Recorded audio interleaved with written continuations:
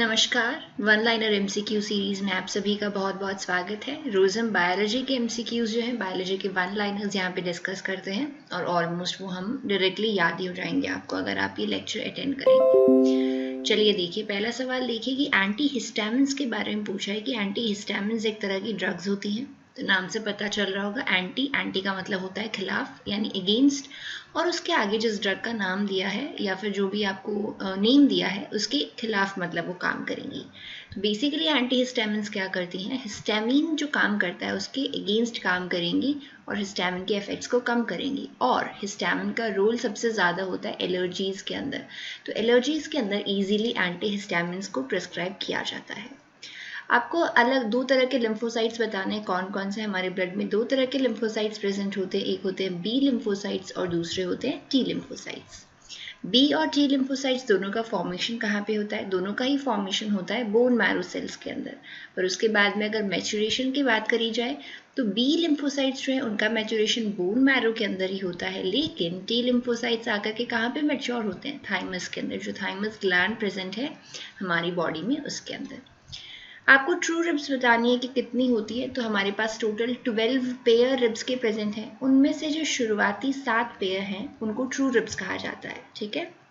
और इनको true ribs क्यों कहा जाता है? क्योंकि आगे की तरफ ये आपके स्टर्नम से अटैच्ड हैं और पीछे की तरफ जो आपका वर्टिब्रल कॉलम है, जो आपकी रीढ़ की हड्डी है, उससे अटैच होते हैं। इसलिए कंप्लीट रिब केज का फॉर्मेशन करते हैं, इसीलिए इनको ट्रू रिब्स बोला जाता है।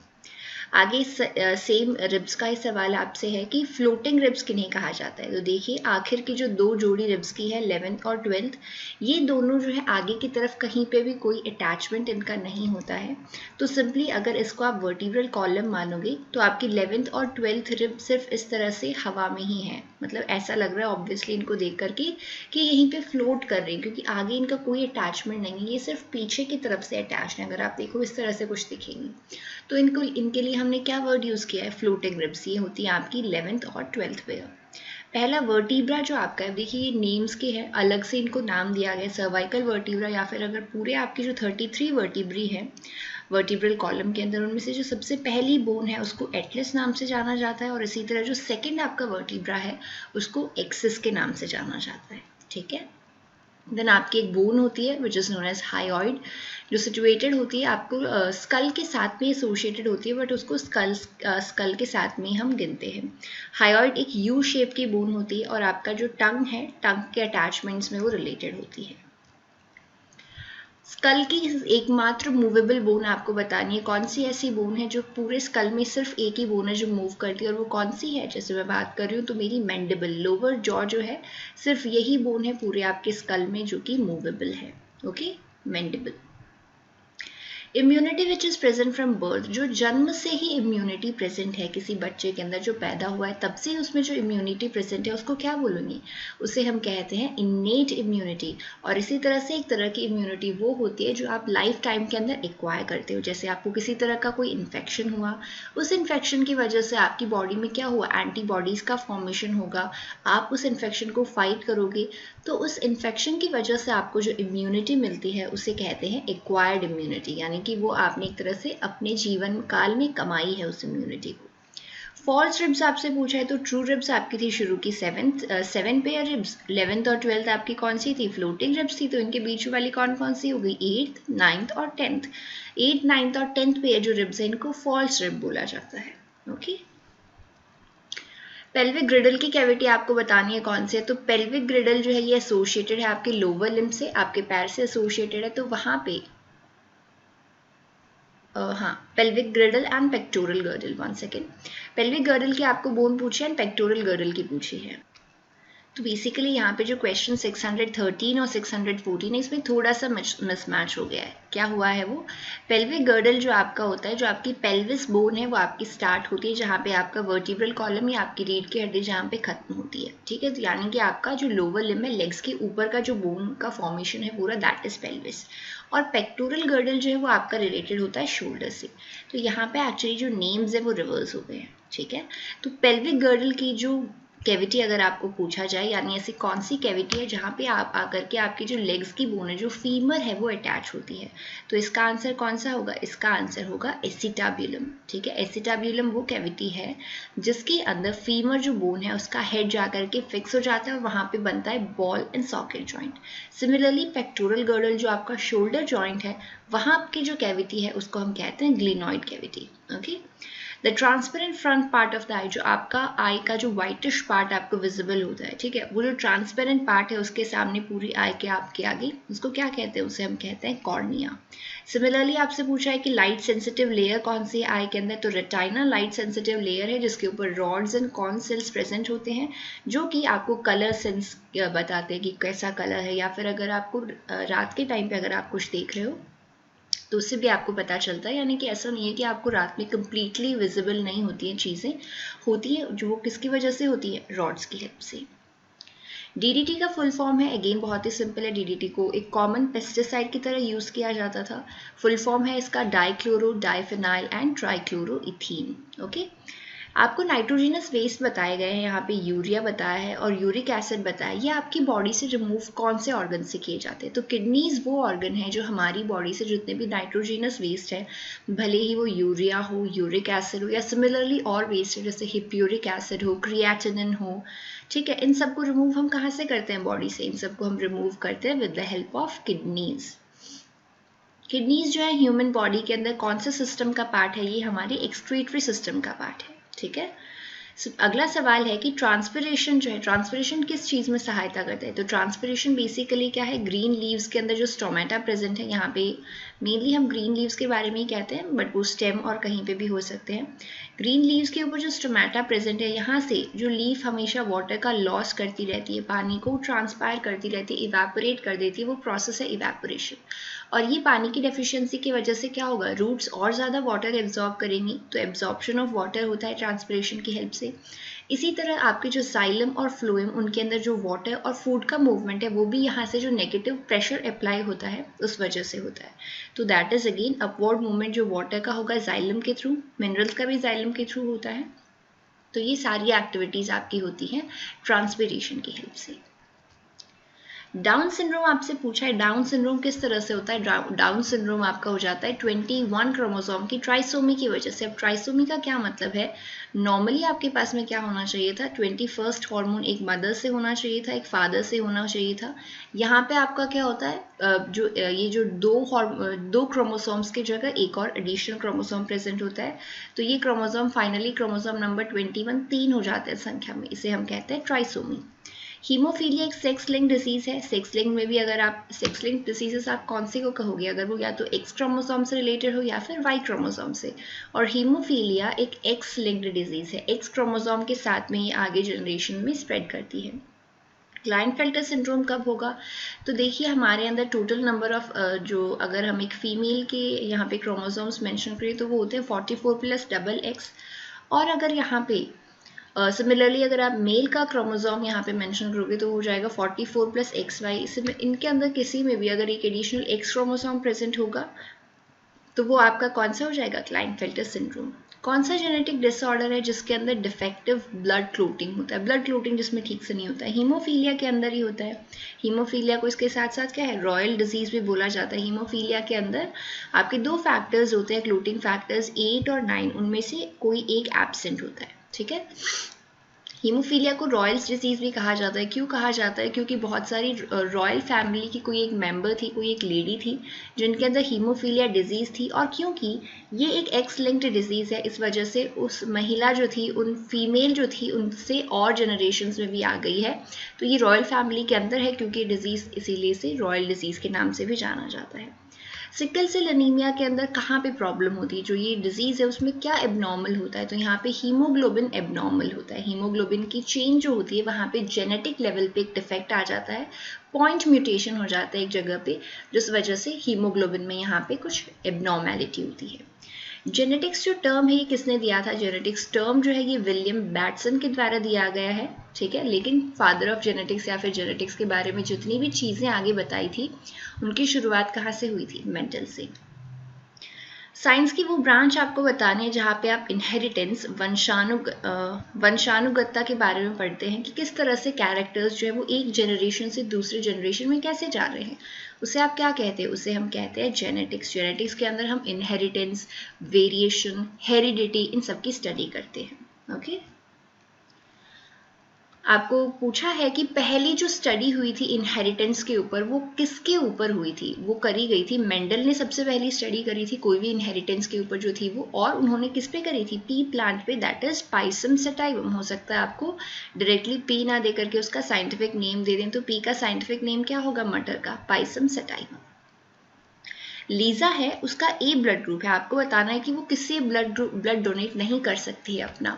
तो लीजा जो है वो ओ ब्लड ग्रुप वाले को अपना ब्लड ग्रुप डोनेट नहीं कर सकती है और बी को भी नहीं कर सकती है। सेम ब्लड ग्रुप्स में जो है ब्लड डोनेशन हो सकता है, ए वाले को वो कर सकती है, और ए बी हमें मालूम है यूनिवर्सल एक्सेप्टर है, वो तो किसी का भी खून ले लेगा, तो ए बी को दे सकती है। ओके, मेंडल जो है उनका क्या योगदान था जेनेटिक्स के अंदर जो सबसे इंपॉर्टेंट था? तो मेंडल ने 3 लॉज दिए थे इनहेरिटेंस के, ठीक है। लॉ ऑफ डोमिनेंस था, लॉ ऑफ सेग्रीगेशन था and law of independent assortment. और ये तीनों ही उन्होंने अलग अलग क्रॉसेस करवाए थे पी प्लांट के ऊपर, और वहां से उनके जो रिजल्ट्स आए थे वहां से उन्होंने बनाए थे। आरएनए के कितने टाइप्स होते हैं? एमआरएनए होता है, आरआरएनए होता है और tRNA. TRNA is transfer RNA, rRNA is ribosomal RNA, और सिमिलरली आपका होता है एमआरएनए। अगला सवाल देखिए, सवाल पूछा है आपसे कि मेंडल का जो लॉ ऑफ इनहेरिटेंस था उसमें कौन कौन से लॉज थे? हमने बताया कि लॉ ऑफ डोमिनेंस था, उसके अलावा लॉ ऑफ सेग्रीगेशन था and law of independent assortment. ये 3 लॉज हैं जो कि मेंडल ने दिए थे। मेंडल का वर्क रीडिस्कवर किसने किया था? तो देखिए मेंडल जो हैं उन्होंने जेनेटिक्स के फील्ड में जितनी भी चीज़ें बताई थी वो बहुत वर्षों पहले बता दी थी, लेकिन इन्होंने जिस टाइम पे ये सारी चीज़ें बताई थी उस वक्त कोई मानने को तैयार ही नहीं था कि इन्होंने जो चीज़ें बताई हैं वो सच हो सकती है या फिर सच हैं। तो बहुत सालों बाद क्या हुआ था, 3 साइंटिस्ट थे जिन्होंने अलग अलग जगह पे अपनी अपनी वो खोज उन्होंने कर रहे थे, और फाइनली उन्हें पता चला कि मेंडल ने जो बताया था वो एकदम ठीक था। और ये तीनों साइंटिस्ट के लिए बोला जाता है कि इन्होंने मेंडल ने जो पहले डिस्कवर कर दिया था उसी की उन्होंने पुनः खोज की थी। और ये तीनों साइंटिस्ट कौन कौन से? ये तीनों साइंटिस्ट हैं ह्यूगो डी व्रीज, जिसके बारे में हमने बोला था कि इन्होंने म्यूटेशन थ्योरी दी थी। दूसरे हैं आपके कार्ल कॉरेंस, और तीसरे हैं आपके Eric von Tschermak. Hugo de Vries, Correns and Tschermak, ये 3 साइंटिस्ट आपको याद रखने हैं। अगला देखिए, मेंडल ने कितने अलग अलग कैरेक्टर्स चूज किए थे अपनी स्टडी के लिए? मेंडल ने 7 कैरेक्टर्स का चयन किया था जो कि मटर के पौधे के थे, और वो कौन कौन से कैरेक्टर्स थे? पहला उन्होंने चूज किया था पौधे की हाइट कितनी है, कि पौधा बौना है या लंबा है, ठीक है। उन्होंने फूल का जो कलर है उसे चूज किया था, ठीक है। उसके साथ में उन्होंने फ्लावर की पोजीशन चूज करी थी कि फ्लावर की पोजीशन एक्सियल है या फिर एक्सियल के अलावा दूसरी पोजीशन है। फिर जो आपकी मटर की जो फली होती है उसका शेप चूज किया था कि जो फली है उसका शेप कैसा है, फली का रंग कैसा है, फली के अंदर जो बीज है उनका शेप कैसा है, और बीज का या फिर मटर का रंग कैसा है। तो ये 7 कैरेक्टर्स थे जो उन्होंने चूज किए थे अपनी स्टडी के लिए। अगला सवाल देखिए, एड्रेनोकॉर्टिकोट्रोपिक हार्मोन ACTH के बारे में आपको पूछा है कि यह कहाँ से सीक्रेट होता है? तो ये सीक्रेट होता है आपकी एंटीरियर पिट्यूटरी से, ठीक है। और ये कहाँ पे जाके एक्ट करेगा? एड्रीनल ग्लैंड पे, ओके।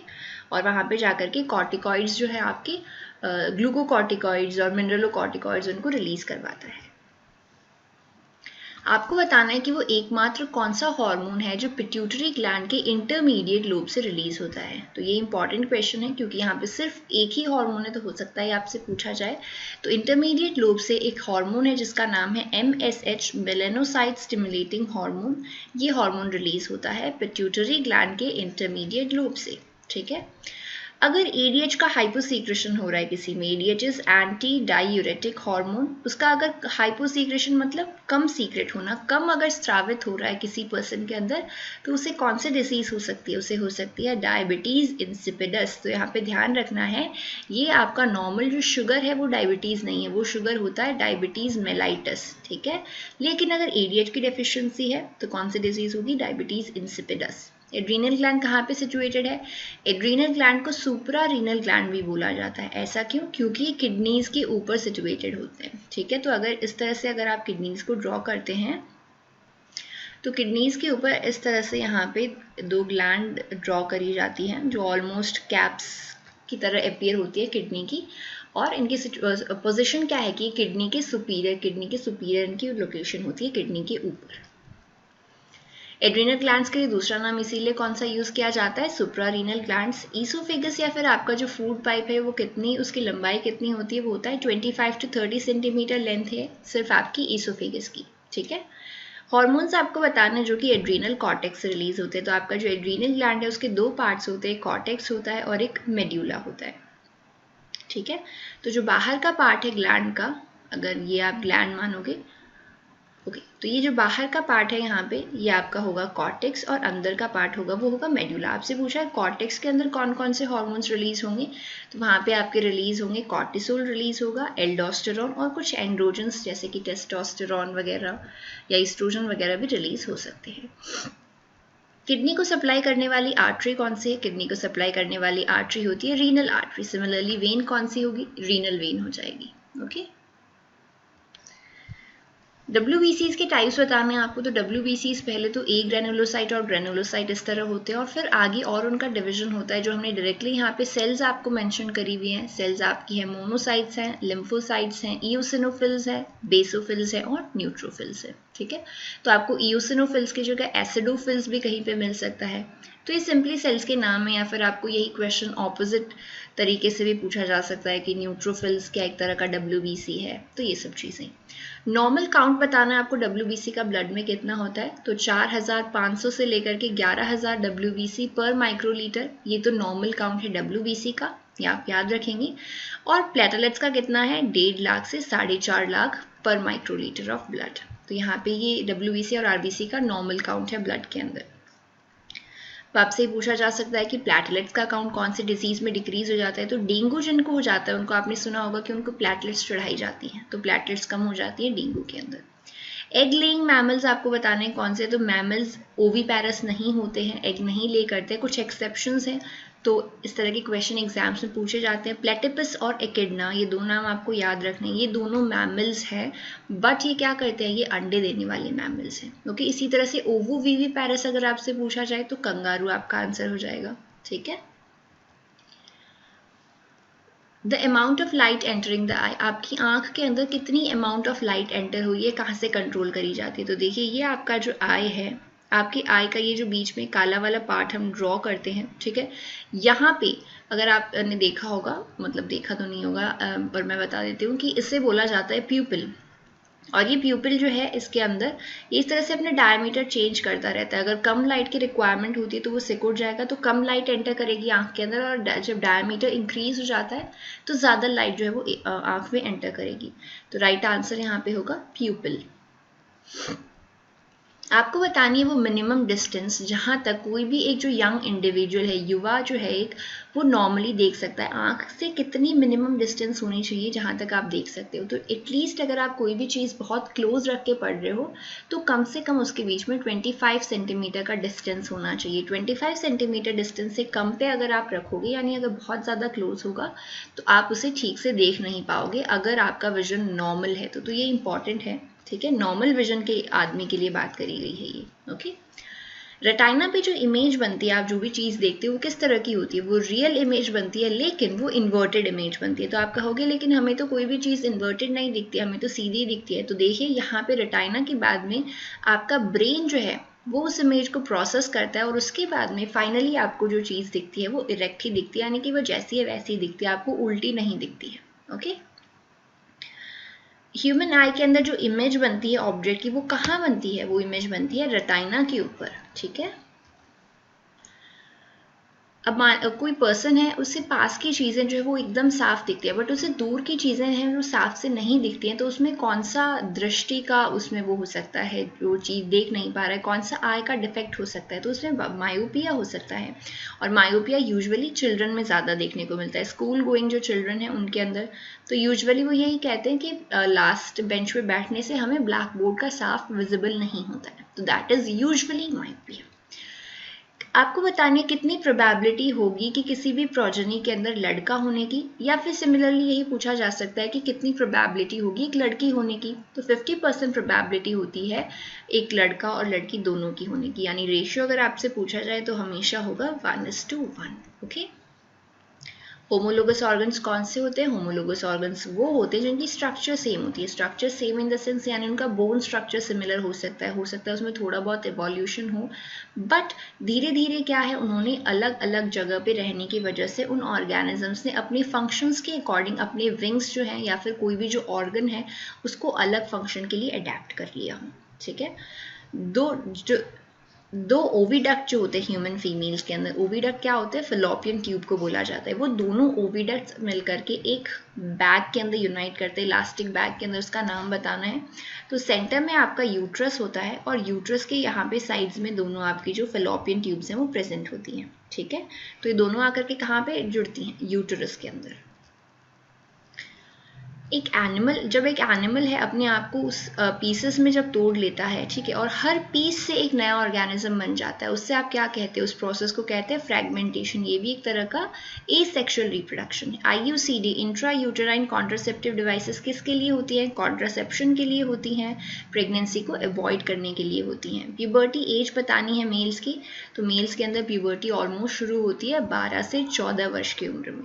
ठीक है, growing foetus derive nutrition from the mother's blood through. जो ग्रोइंग फीटस है, जो विकसित हो रहा भ्रूण है माँ के पेट के अंदर, वो अपना न्यूट्रिशन जो है वो कहाँ से मिलता है? उसे अपना सारा न्यूट्रिशन जो है वो मिलता है प्लासेंटा से, गर्भनाल से। ओके, आपको एक तरह के एसेक्सुअल रिप्रोडक्शन का नाम बताया जैसे कि बर्डिंग। उसमें आपको बताना है कि ये बर्डिंग जो है ये कौन से ऑर्गेनिज्म में पाई जाती है।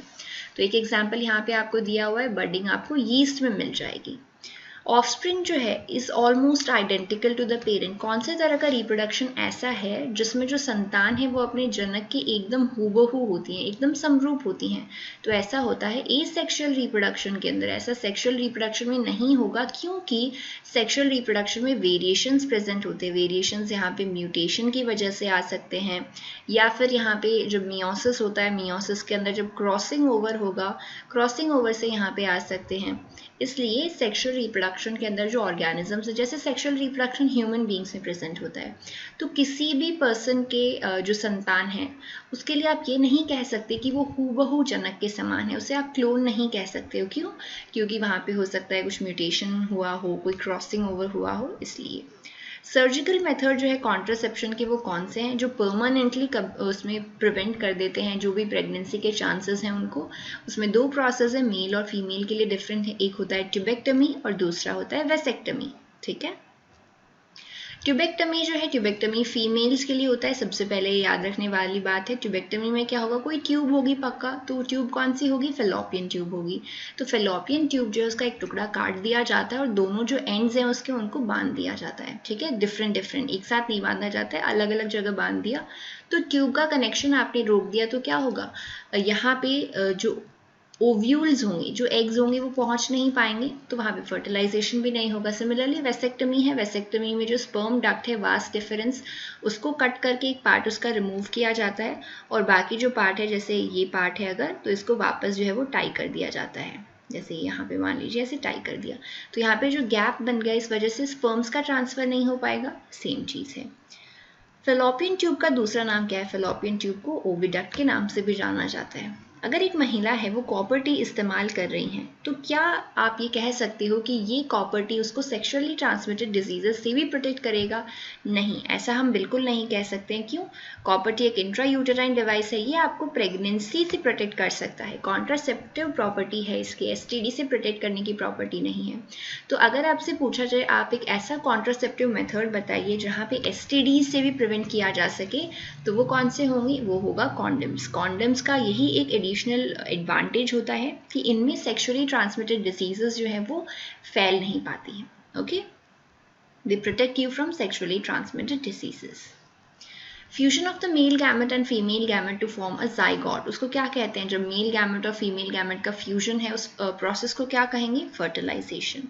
इसी तरह पॉलन ग्रेन्स का ट्रांसफर जब एंथर से स्टिग्मा पे हो जाता है, जब पॉलन ग्रेन्स स्टिग्मा तक पहुंच गए हैं एंथर से निकल करके, इस प्रोसेस को आप क्या कहोगे? इस प्रोसेस को कहा जाता है पॉलिनेशन, परागण।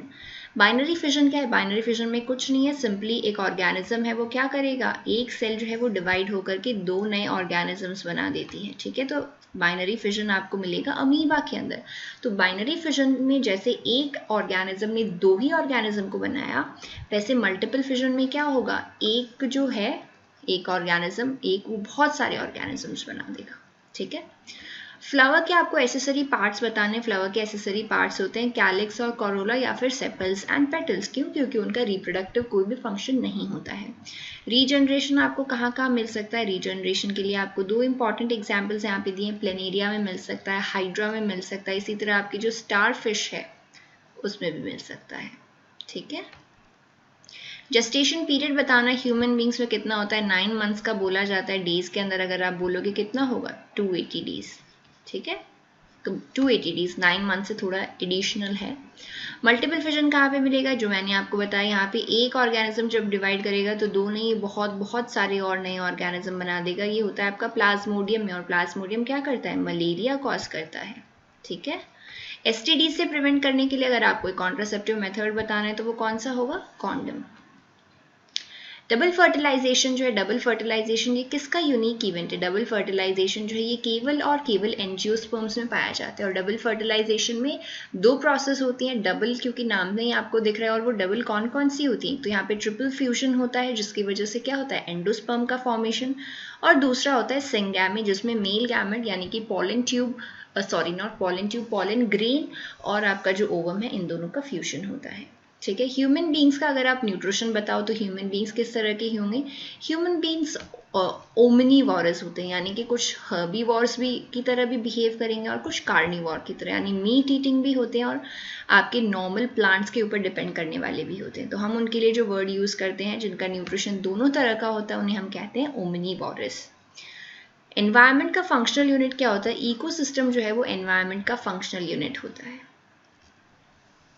ऐसे सब्सटेंस आपको बताने हैं जो बैक्टीरिया के द्वारा और आगे उनका ब्रेकडाउन नहीं हो सकता। ये सब्सटेंसेस आपके होते हैं नॉन बायोडिग्रेडेबल सब्सटेंसेस। जैसे उदाहरण है आपका प्लास्टिक है, ग्लास है। एक बार अगर आपने एक पॉलिथीन के बैग को कहीं पे फेंक दिया है तो वो वैसा का वैसा ही रहने वाला है, चाहे कितने भी साल गुजर जाएं। वो बैक्टीरिया जो है उसको और तोड़ नहीं पाएंगे। बायोडिग्रेडेबल सब्सटेंसेस के अगर आपको एग्जाम्पल बताएं तो आपका किचन से जितना भी वेस्ट निकलता है, जैसे आपके वेजिटेबल्स हैं, फ्रूट्स हैं आपके, उनका अगर कोई पार्ट है, क्लोथ्स वगैरह हैं आपके, पेपर वगैरह है, या फिर जैसे आपकी लीव्स हैं प्लांट्स की, डंग है एनिमल्स का, या फिर क्रॉप से रिलेटेड कोई भी वेस्ट है, ये सारे आप क्या चाहेंगे? बायोडिग्रेडेबल सब्सटेंसेस के अंदर। Organism that depend upon producers for their food, producers यानी कि आपके प्लांट्स के ऊपर अपने भोजन के लिए जो डिपेंड करते हैं डायरेक्टली या इनडायरेक्टली, उन्हें क्या कहा जाता है? उन्हें हम कहते हैं कंज्यूमर्स, ठीक है। क्या कहेंगे उन्हें हम? कंज्यूमर्स। अब आगे बोला गया है कि माइक्रो ऑर्गेनिज्म, दो एग्जाम्पल आपको दिए, बैक्टीरिया और फंगाई। ये क्या करते हैं? ये कॉम्प्लेक्स ऑर्गेनिक सब्सटेंसेस का ब्रेकडाउन करते हैं, ठीक है। कार्बनिक पदार्थों का ब्रेकडाउन करके अकार्बनिक पदार्थों का निर्माण करते हैं। और ये जो ऑर्गेनिजम्स हैं बैक्टीरिया और फंगस जैसे, इन्हें क्या कहा जाता है? इनको बोला जाता है डीकम्पोजर्स, ठीक है। और डेड और डिकेइंग मैटर पे इसी तरह से डिपेंड करने वाले ऑर्गेनिज्म को सैप्रोफाइट्स बोला जाता है। फूड चेन का जो हर स्टेप है उसे क्या कहा जाता है? उसे बोला जाता है ट्रॉपिक लेवल। अलग अलग ऑर्गेनिज्म जो है वो अलग अलग ट्रॉपिक लेवल्स पे बिलोंग करते हैं। एक ऑर्गेनिज्म एक से ज़्यादा ट्रॉपिक लेवल को भी बिलोंग कर सकता है। ओजोन जो है आपका O3 कौन से लेयर में पाया जाता है? स्ट्रेटोस्फियर लेयर में पाया जाता है, ठीक है। ये आपको याद रखना है। ओजोन डिप्लीटिंग सब्सटेंस अगर आपसे पूछा जाए जो ओजोन की कंसनट्रेशन को कम कर रहे हैं, वो आपके हो जाएंगे CFCs, क्लोरोफ्लोरोकार्बन्स। ओजोन जो है वो हमें किस चीज़ से प्रोटेक्ट करते हैं? ओजोन हमें प्रोटेक्ट करते हैं जो अल्ट्रा वायलेट रेज हैं, पैराबैंगनी किरणें जो हैं, जो सनलाइट के अंदर ही प्रेजेंट होती हैं, उनसे हमें बचाते हैं। टंग जो है आपका, टंग का क्या फंक्शन है? तो देखिए जब आप खाना खाते हो तो उसमें च्यूइंग के अंदर हेल्प करता है, चबाने में। उसके अलावा जो आपका भोजन है, टंग जो आपकी ग्लैंड से जो म्यूकस रिलीज हो रहा है, सलाइवा रिलीज हो रहा है, उसकी हेल्प से जो फूड पार्टिकल है उसको मॉइस्ट करने के काम करते हैं। तो खाने के साथ में जितने भी मूवमेंट्स है, जैसे रोलिंग है, उसके बाद में स्वैलोइंग का जो, ये सारे फंक्शंस के अंदर क्या है? टंग हेल्प करता है, ओके। डबल सर्कुलेशन किन में प्रेजेंट होता है? डबल सर्कुलेशन ह्यूमन बींग्स में प्रेजेंट है, यानी हम में प्रेजेंट है, मैमल्स में। और इसके अंदर क्या होता है? डबल सर्कुलेशन के अंदर जो ब्लड है वो हार्ट को 2 बार क्रॉस करता है, ठीक है। हार्ट से सेम ब्लड जो है वो 2 बार पंप होगा, इसे हम कहते हैं डबल सर्कुलेशन। जो हार्ट का जो लेफ्ट साइड है आपका, वो हमेशा किस तरह का ब्लड रिसीव करता है? जो हार्ट का लेफ्ट साइड है, ठीक है, नॉर्मली अगर आप देखोगे तो आप इसे लेफ्ट बोलोगे, इसे राइट बोलोगे, बट जब हम बायोलॉजी के टर्म्स से बात करते हैं तो ये टर्म्स अपोजिट हो जाती हैं। ये आपका होता है लेफ्ट एट्रियम और ये होगा लेफ्ट वेंट्रिकल, और ये ऊपर वाला chamber right atrium and lower will be right ventricle. तो यहाँ से आपको पूछा गया है लेफ्ट साइड के बारे में। तो लेफ्ट साइड के अंदर जो ब्लड है वो आपका लंग्स से आता है और यहाँ पे प्योर ब्लड प्रेजेंट होता है एकदम, ठीक है। तो लेफ्ट साइड में प्योर यानी कि ऑक्सीजनेटेड ब्लड होगा, और वो कहाँ से आ रहा है? वो लंग्स से आ रहा है यहाँ पे। इसी तरह राइट साइड का अगर आपको पूछा जाए तो राइट साइड का कैसे होगा? राइट साइड में डीऑक्सीजनेटेड ब्लड आता है पूरी बॉडी से। पल्मोनरी वेन है, वैसे तो वेन है तो इसमें कौन सा ब्लड होना चाहिए था? डीऑक्सीजनेटेड, बट यहाँ पे ये एक्सेप्शन है। पल्मोनरी जो आर्टरी और वेन है दोनों, ये क्या करते हैं? ये अपने काम के ऑपोजिट ब्लड कैरी करते हैं। पल्मोनरी वेन जो है वो ऑक्सीजनेटेड ब्लड को कैरी करती है, यानी ऑक्सीजन युक्त रक्त को, और जो पल्मोनरी आर्टरी है वो ऑक्सीजन मुक्त रक्त को कैरी करती है, ठीक है। तो ये दोनों एक्सेप्शन है, दोनों आपको याद रखने हैं। जो नॉर्मल हम आर्टरी और वेन की बात करते हैं वैसा इनमें नहीं होता है, ओके। एक्सक्रीटरी सिस्टम के अंदर कौन कौन से ऑर्गन्स आते हैं? आपके 2 किडनीज आती है, दोनों किडनी से निकलने वाले 2 यूरेटर आएंगे, ठीक है। हम एक छोटा सा डायग्राम बना लेते हैं। ये आपकी 2 किडनीज होती हैं, ठीक है। किडनी से निकलने वाले ये यूरेटर है, ठीक है। जो यूरिन फॉर्मेशन आपका नेफ्रॉन करेंगे वो यूरेटर से निकलेगा। फिर ये दोनों मिलकर के यहाँ पे आपका जो यूरिनरी ब्लैडर बना लेंगे, जहाँ पे यूरिन आपका टेम्पररी स्टोर होता है, और उसके बाद में जो भी आपका बाहर रिलीज करने के लिए जो आपका ऑर्गन है यूरेथ्रा जहाँ पे प्रेजेंट होगा, उसके बाद में यूरेथ्रा होगा। तो 2 किडनीज होंगे आपके पास में, 2 यूरेटर होंगे, लेकिन ब्लैडर एक ही होगा और यूरेथ्रा भी एक ही होगा। नेफ्रॉन के मेन कंपोनेंट्स आपको बताने, तो नेफ्रॉन के अंदर एक बोमेंस कैप्सूल प्रेजेंट होता है इस तरह से, ठीक है। इसके अंदर बहुत सारी आने वाली और जाने वाली यहाँ पे कैपिलरीज प्रेजेंट होती हैं, जिसको हम ग्लोमेरुलस के नाम से जानते हैं। तो ग्लोमेरुलस है, बोमेंस कैप्सूल है, और बाकी नेफ्रॉन का जितना भी पार्ट है उसे हम जानते हैं रिनल ट्यूब के नाम से, ठीक है। जिसमें आपका प्रॉक्सिमल कॉन्वोल्टेड ट्यूब्यूल्स आएगा, डिस्टल कॉन्वोल्टेड ट्यूब्यूल्स आएगा, लूप ऑफ हेनले आएगा, कलेक्टिंग डक्ट आएगा, ये सारी चीज़ें आती हैं रीनल ट्यूब के अंदर, ठीक है। अगला आपको बताना है कि लाइपेज जो एंजाइम है किस पे एक्ट करता है। तो लाइपेज एक्ट करेगा लिपिड के ऊपर, यानी कि फैट्स के ऊपर। ह्यूमन बॉडी का रेस्पिरेटरी पिगमेंट कौन सा है? रेस्पिरेटरी पिगमेंट है हीमोग्लोबिन। क्यों? क्योंकि हीमोग्लोबिन जो है वो ऑक्सीजन और कार्बन डाइऑक्साइड दोनों गैसेस के ट्रांसपोर्ट में हेल्प करता है, ओके। फोटोसिंथेसिस क्या है? फोटोसिंथेसिस एक फोटोकेमिकल प्रोसेस है जिसमें लाइट एनर्जी जो है उसका कन्वर्जन किस में होता है? केमिकल आपकी बॉन्ड्स के अंदर स्टोर हो जाती है एनर्जी। पायरुवेट का जो ब्रेकडाउन है to give carbon dioxide, water and energy, ये कहाँ पे होता है? तो ये बात करी जा रही है क्रेब्स साइकिल के बारे में। और क्रेब्स साइकिल कहाँ पे होती है? क्रेब्स साइकिल होती है माइटोकॉन्ड्रिया के अंदर, ठीक है। टेबल शुगर कौन से शुगर को बोलते हैं? सुक्रोज जो है, सुक्रोज टेबल शुगर के नाम से जाना जाता है, ठीक है। और सुक्रोज एक डाइसैकेराइड है, ये बना हुआ होता है फ्रक्टोज और ग्लूकोज का। थैलेसीमिया एक जेनेटिक डिजीज है। थैलेसीमिया किस चीज़ को इफेक्ट करती है? तो थैलेसीमिया ब्लड को इफेक्ट करती है, ठीक है। थैलेसीमिया के अलग अलग टाइप्स हैं, और यूजुअल 4 टाइप्स होते हैं थैलेसीमिया के, और यहाँ पे कुछ कुछ केसेस में हमेशा ब्लड ट्रांसफ्यूजन की ज़रूरत पड़ती है उनको, बहुत थोड़े थोड़े ड्यूरेशंस के अंदर, ठीक है।